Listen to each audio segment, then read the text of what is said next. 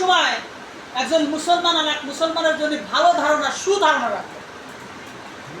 যদিও সে খারাপ হয়, যদিও সে অমানুষ হয়, যদিও সে মানুষের অপকার করে থাকে, তবুও তার সম্পর্কে ভালো ধারণা রাখবেন, সুধারণা পোষণ করবেন। এটা এক মুসলমান আর এক মুসলমানের জন্য দায়িত্ব।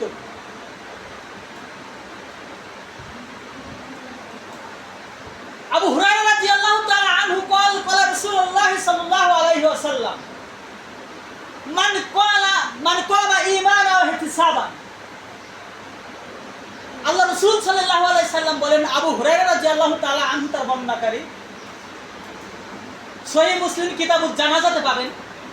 আল্লাহ রাসূল সাল্লাল্লাহু আলাইহি সাল্লাম বলতেছেন, কেউ যদি মৃত ব্যক্তির জানাজায় শরীক হয়, কেউ যদি মৃত ব্যক্তির জানাজায় শরীক হয়, সে এক কিরাত নেকির অধিকারী হলো, সে এক কিরাত নেকি পাবে। আল্লাহর পক্ষ থেকে তাকে এক কিরাত নেকি দেওয়া হবে।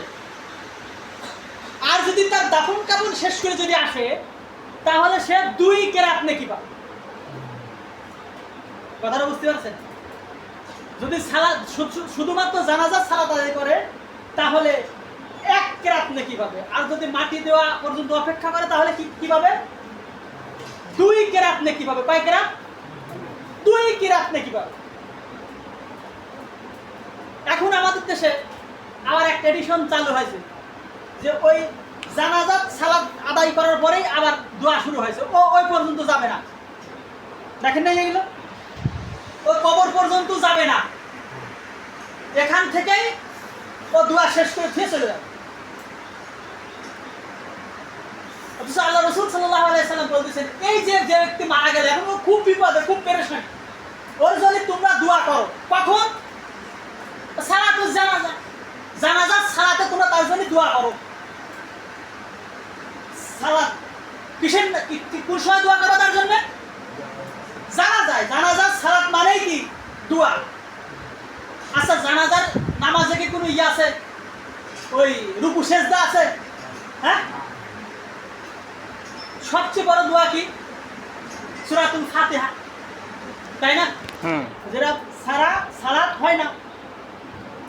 আল্লাহ রাসূল সাল্লাল্লাহু আলাইহি সাল্লাম বলতেছেন যে সূরা ফাতিহা ছাড়া নামাজ হয় না। তো আপনি প্রথম তাকবীরে কি পড়বেন? সূরা ফাতিহা পড়বেন। আপনি আবার একটা রিওয়ায়াতে সানা পড়া আছে, সানা পড়বেন, সানা পড়েন, সূরা ফাতিহা পড়েন। আপনি দ্বিতীয় তাকবীরে কি বলবেন? দ্বিতীয় তাকবীরে কি পড়বেন?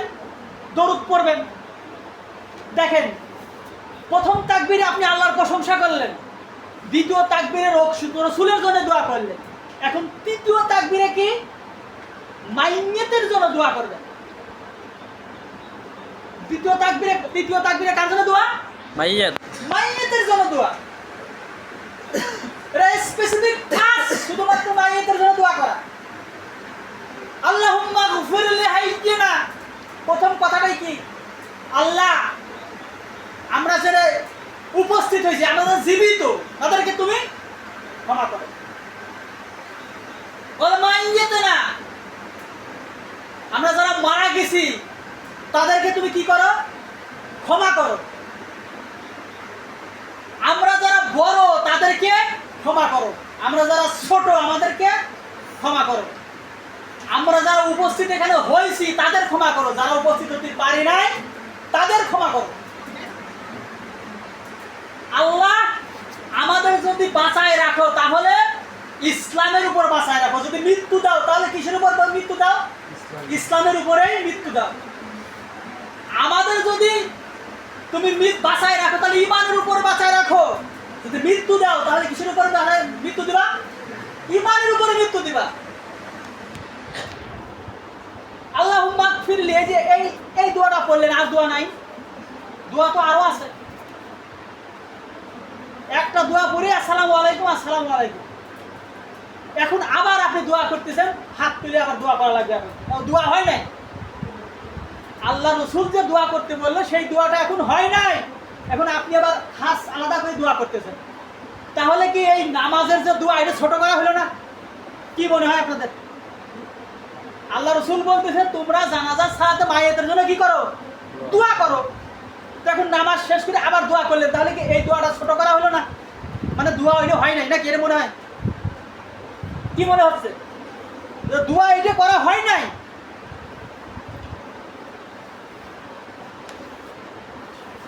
আল্লাহ তুমি একে মাফ করো, এর যে পরিবার দাও এর থেকে উত্তম পরিবার দাও,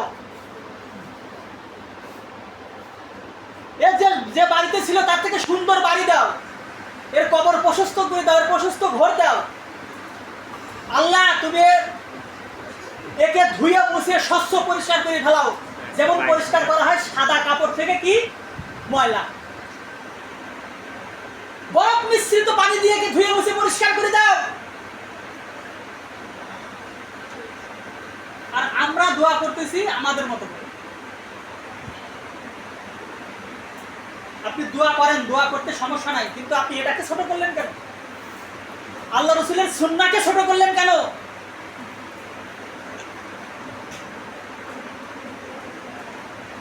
তো যেটা বলছিলাম যে জানাজার সালাত আদায় করবেন 1 কেরাত নেকি, আর মাটি দেওয়া পর্যন্ত অপেক্ষা করবেন, মাটি দিয়ে চলে আসবেন, তাহলে কি হবে? কয় রাকাত নেকি পাবেন? 2 রাকাত নেকি পাবেন।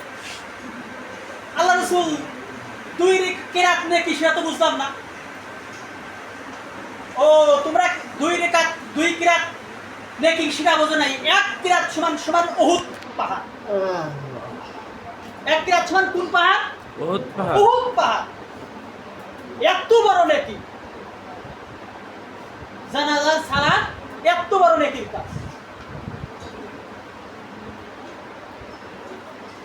তো মৃত ব্যক্তি মারা যায় তখন কি বলতে হবে? লা ইলাহা ইল্লাল্লাহ। মান কাম আখির কালিমাতে লা ইলাহা ইল্লাল্লাহ দাখালা জান্নাহ। কারো যদি শেষ কালেমা, আখিরি কালেমা, শেষ কথা লা ইলাহা ইল্লাল্লাহ হয়ে যায়, তাহলে সে কি হবে? জান্নাতে যাবে। তাহলে মৃত ব্যক্তির কানের কাছে কি বলতে হবে? লা ইলাহা ইল্লাল্লাহ। আম্মা বলেন না লা ইলাহা ইল্লাল্লাহ, আব্বা বলেন না লা ইলাহা ইল্লাল্লাহ। আপনার এ বলার সুযোগ নাই, সুযোগ আছে কি? কান্নাকাটি করা।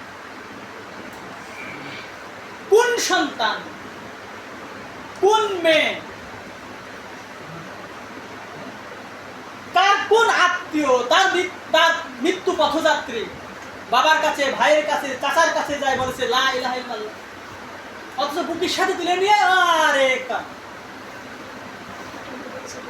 অথচ এটা শরীয়ত নয়। আপনি যে তার জন্য কান্নাকাটি করছেন, দুঃখ প্রকাশ করছেন, একে ফিরে আসবে?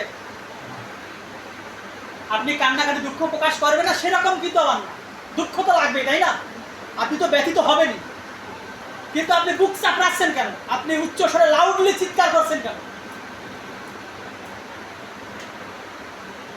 আল্লাহ রাসূল সাল্লাল্লাহু আলাইহি সাল্লাম বলতেছেন, যারা রোদন করে, যদি রোদন করা হয়, যে পরিবার, যে লোক মারা গেছে তার আত্মীয় স্বজন যদি রোদন করে, কান্নাকাটি করে, যদি বুক চাপড়ায়, পিঠ চাপড়ায়, তাহলে এর জন্য তাকে কবরে শাস্তি দেওয়া হবে। কি দেওয়া হবে? কবরে শাস্তি দেওয়া হবে। তাহলে আপনি কি তার উপকার করছেন না ক্ষতি করছেন? উপকার করছেন না ক্ষতি করছেন? ক্ষতি করছেন।